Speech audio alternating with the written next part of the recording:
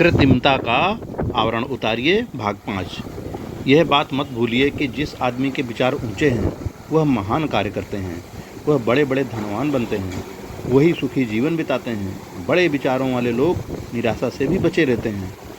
इसलिए सर्वप्रथम अपनी इस मनोवृत्ति को बदल दीजिए कि आप कुछ नहीं कर सकते। आप अपने अंदर यह विश्वास पैदा कर लीजिए कि आप सब कुछ कर सकते हैं। आप कठिन से कठिन कार्य को भी धैर्य से पूरा करने की शक्ति अपने अंदर रखते हैं।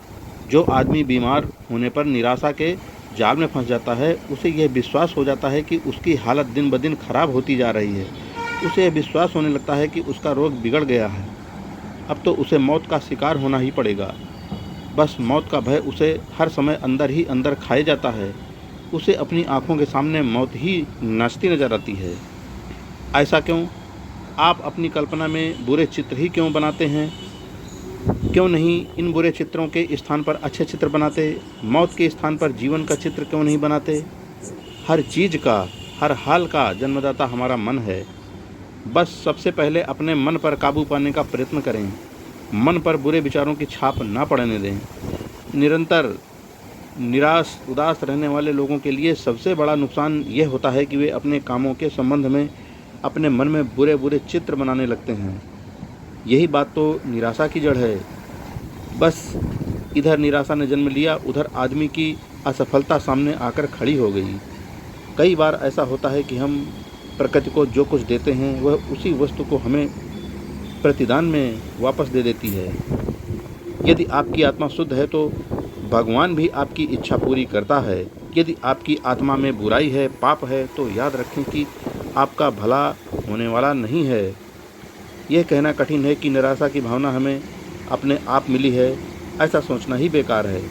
निराशा को हम सबसे बड़ा शत्रु मानते हैं, तो फिर वह शत्रु हमारे घर में अपने आप कैसे घुस आएगा? हमें अपनी इच्छा शक्ति पर पूरा नियंत्रण होना चाहिए। अपने शत्रु निराशा को दूर भगाने की शक्ति हमें होनी चाहिए। हमें यह बात सदा याद रखनी चाहिए कि यदि हम अपने हृदय को शुद्ध और आत्मा को पवित्र रख सकने में सफल होते हैं, अपनी भावनाओं पर पूरा काबू रख सकते हैं, तो प्रकृति के हर पदार्थ से पूरा लाभ होगा। हमें ऐसा प्रतीत होगा जैसे प्रकृति हम पर एक अद्भुत चमत्कार प्रकट कर रही है, क्योंकि हम जानते हैं कि प्रकृति हमसे कुछ पाती है, बदले में वही हमें वापस देती है। आप अच्छा सोचते हैं तो अच्छा ही पाते हैं, बुरा सोचते हैं तो भले की आशा रखना बेकार है। हमारी मानसिक स्थिति हमारी इच्छा शक्ति के बस में होती है। हम अपनी मानसिक स्थिति को अपनी इच्छानुसार ढाल सकते हैं।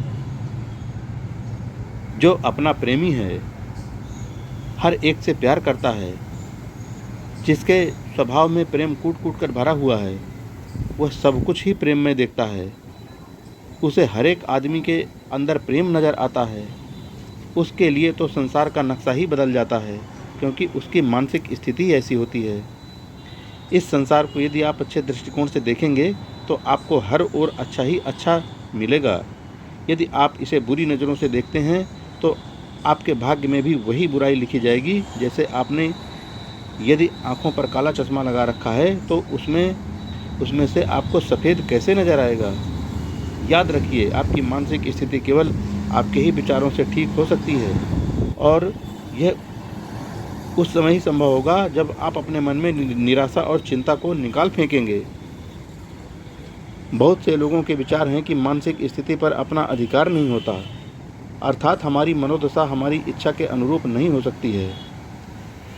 हमें निराशाजनक स्थिति अपने पूर्वजों से विरासत में मिलती है। इसमें परिवर्तन कैसे कर सकते हैं?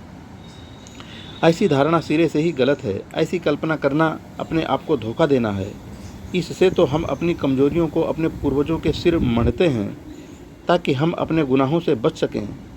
जैसे ही आपके मन में निराशा की भावना का संचार हो, आपका मन उदास होने लगे, आप संदेह और डर से आक्रांत हों, चिंतित हों, तो उस समय उनकी विरोधी भावनाओं को अपने मन में जगाइए और उसी समय यह प्रतिज्ञा कीजिए कि हम कभी निराशा को अपने मन में नहीं घुसने देंगे, चिंता को अपने पास नहीं आने देंगे। हम अपनी आत्मा को पवित्र रखेंगे, हम किसी की बुराई नहीं करेंगे। ऐसे ही विचारों को अपने मन में लाकर अपने अंदर अपने शत्रुओं से टकराने की शक्ति पैदा कीजिए। विजयश्री आपके साथ होगी और सदा देखेंगे कि आपके पास धन स्वयं आने लगेगा। जैसे प्रकाश अंधेरे को मिटा देता है, सूर्य की किरणें धुंध का सीना चीरकर पार हो जाती हैं, इसी प्रकार आशा, उत्साह, आत्मिक शक्ति के आगे निराशा और चिंता भी भाग जाती है। इसके लिए हमें मन की स्थिति को शक्तिशाली बनाना होगा।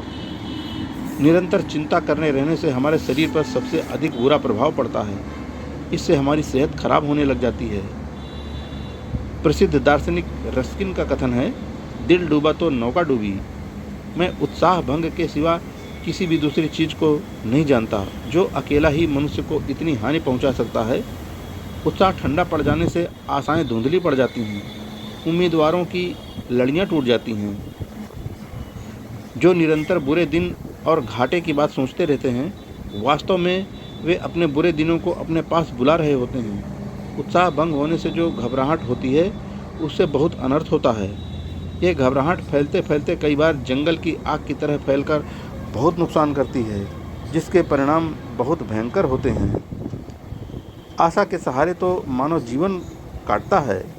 जब आशा ही नष्ट हो जाएगी तो जीवन में रह ही क्या जाएगा।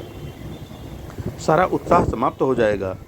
तब आपके चारों तरफ सूनापन ही नजर आएगा, उदासी ही नजर आएगी। अब ऐसे उदास क्षणों में आप अपने साथ क्या करते हैं? यही न कि अपना दिल तोड़कर बैठ जाते हैं। अब दिल टूट जाए तो जीवन की हर आशा धूमिल हो जाती है। मन में उदासी और चिंता का डेरा लग जाता है। लोग यह भूल जाते हैं कि जीवन की उन्नति किसी एक प्रयत्न की सफलता पर आधारित नहीं, वह तो निरंतर परिश्रम और प्रयत्नों पर निर्भर है।